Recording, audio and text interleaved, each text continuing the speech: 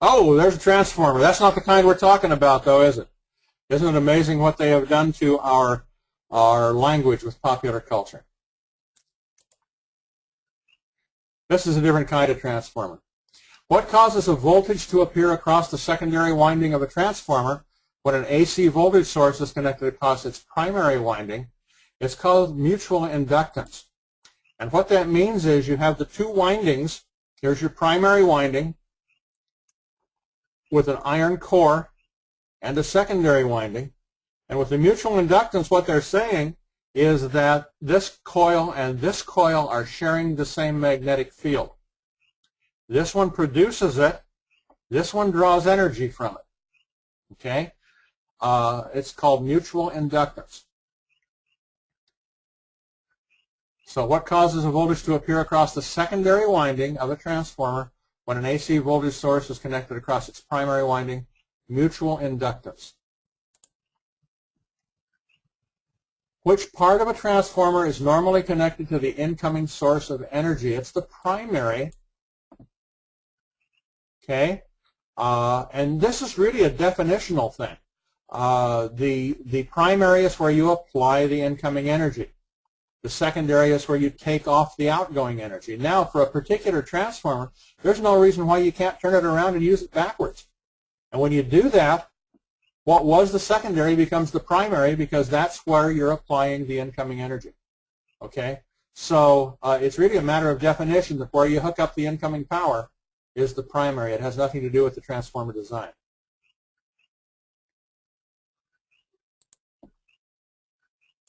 Which of the following components should be added to an existing resistor to increase the resistance? It's going to be a resistor in series. Looks like this. Here's the schematic symbol. And so we have a resistor here, and we want to increase the resistance, and we just put another resistor in series. I like to think of a resistor as being switchbacks on a mountain road that are resisting your travel. If you want to increase the resistance, you put in more switchbacks. Okay, so you get more resistance when you put resistors in series. Here are some other examples. We have a 22 ohm resistor, and we put a 20 ohm in series with it. We end up with a total of 42 ohms. Okay? Or here we have 120, we have 100, and we have 200, and we put them together in a series, and the total resistance is the sum of the resistances in the series. What's the total resistance of three 100 ohm resistors in parallel? Okay, now we're hooking them up differently this time. We're hooking them up in parallel so that now, instead of having to go through all of the resistors, our electrons have a choice of which path to follow. Okay, and what this does is to reduce the resistance of the total array. Okay, because now, instead of having to go through all of the electrons having to go through a single 100 ohm resistor, a third of them can go through here, a third of them can go through here, and a third of them can go through here, and this gives us an effective resistance that is a third of the 100 ohms of the individual resistances. A good rule that will help you on the test and in real life is that if you have resistances in parallel, the total value will be less than the resistance of any single resistor in the array. Okay? It will be less than the resistance of any single resistor in the array, but it won't be this much less.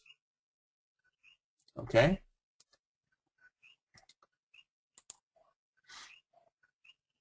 If three equal value resistors in parallel produce 50 ohms of resistance, and the same three resistors in series produce 450 ohms, what's the value of each resistor? Okay, now, you can answer this question from either half of it. You don't need both halves.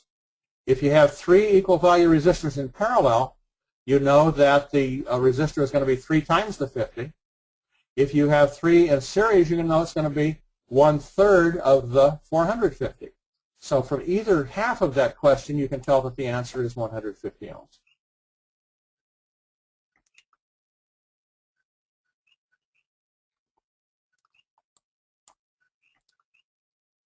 What's the RMS voltage across a 500 turn secondary winding in a transformer if the 2250 turn primary is connected to 120 volts AC. Something you need to know that is not said to you in this question is that the voltage ratio of that's produced through a transformer is the same as the turns ratio. Okay, so we have a turns ratio here of 500 ohms in the secondary and 2250 ohms in the primary. Right? Let's take a look at what that gives us. If I divide the 2250 by 500, I can see that the turns ratio is 4.5 to 1. Okay, now if I take my 120 volts in the primary and divide that by 4.5, I get a secondary voltage of 26.7 volts. The voltage ratio is equal to the turns ratio. Okay, and that's what they're expecting you to know to be able to answer this question. Okay, now let's suppose you got it backwards and said the and you went the wrong way. If you said the 120 volts AC was in the 500 ohm the 500 turn side of it, then you would end up with neither one of them actually, huh? 4.5 times 120 would be, this would be about here. So you'd end up with that answer there. But because the secondary has less turns than the primary, you know that the voltage, the output voltage has to be lower than the 120 volts connected to the primary.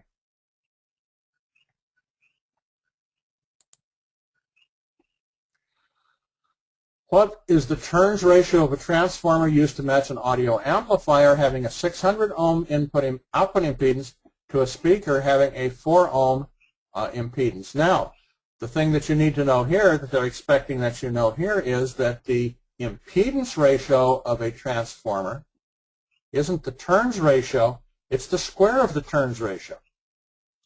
Okay? So the impedance ratio is 150 to 1. Okay? We have a 600 ohm winding, and we have a 4 ohm winding. So we have a 150 to 1 impedance ratio. The turns ratio is going to be the square root of that. Square root of 150 is 12.2. Okay? So that's the turns ratio of a transformer used to match 600 ohm output impedance to a speaker having a 4 ohm impedance. 12.2 to 1. If you're not comfortable with this stuff, just memorize that answer.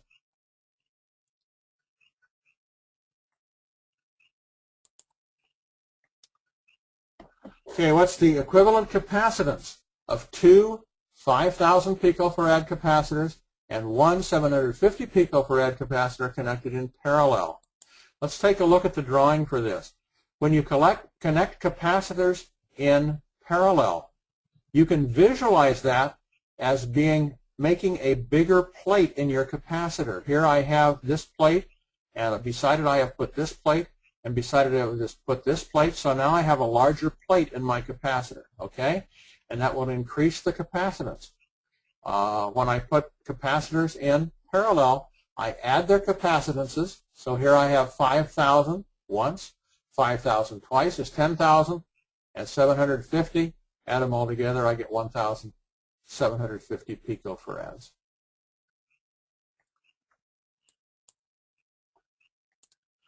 What's the capacitance of three 100 microfarads capacitors connected in series?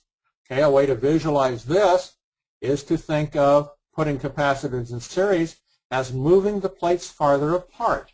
Okay, so by putting these other capacitors in here, I have moved the capacitor plates farther apart, which decreases the capacitance. So now instead of 100 microfarads, when I put three of them in series, I have a third of them as much, or 33.3 microfarads, okay, from putting them in series. This is just the opposite of the way resistors work, isn't it? What's the inductance of three 10 millihenry inductors connected in parallel? Inductors use the same formulas as resistors for combining them. When we put inductors in parallel, the inductance is less. In fact, the combined value of inductors in parallel will be less than any of the individual values. Okay? So here we have the individual values are 10 millihenries each.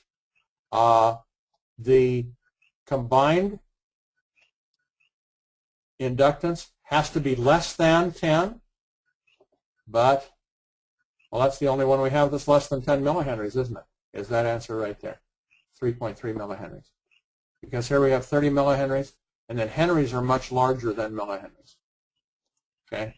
So that's the only one that fits. This combined value of inductors in parallel will be less than any of the individual values.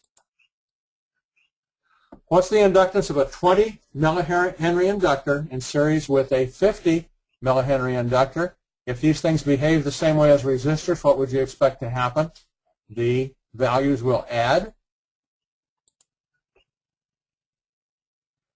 giving us 70 millihenries when we put them in series like this. Now, one way to think of this, to visualize this in your mind, is that I have this inductor. This is a coil of wire, okay? If I put another coil of wire end to end with it, it's the same as winding more coils on this, isn't it? So I've increased the inductance by putting another one in series with it.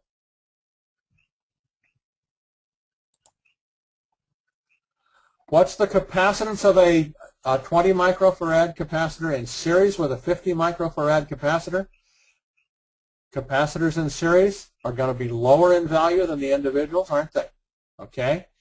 And our lower value here is 20 microfarads, okay, which means that the combination must be lower than 20 microfarads. So that gets rid of this one, that gets rid of this one, and this one is too much lower, which means our correct answer is going to be this one here. Okay, if you want to know the actual formula for doing that, the combination of capacitors, 1 over the total, is going to be 1 over the first one plus 1 over the second one plus 1 over the third one, and so on. The total capacitance of capacitors in series is less than the lowest of the individual capacitances. Which of the following components should be added to a capacitor to increase the capacitance? If you want to increase the capacitance, you're going to put on another capacitor in series, the equivalent of making the plates bigger.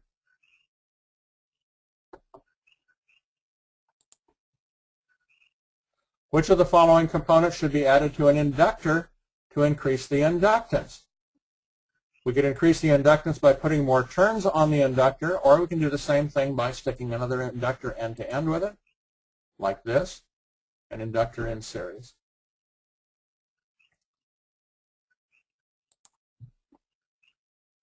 What's the total resistance of a 10 ohm, a 20 ohm, and a 50 ohm resistor in parallel? Remember, resistors in parallel offer alternate paths for the electrons to follow. The total resistance is going to be less than the lowest resistor in the array. If we look over here, we see this is not less than the lowest. This is not less than the lowest. This is too much less than the lowest, so that leaves us with this one here.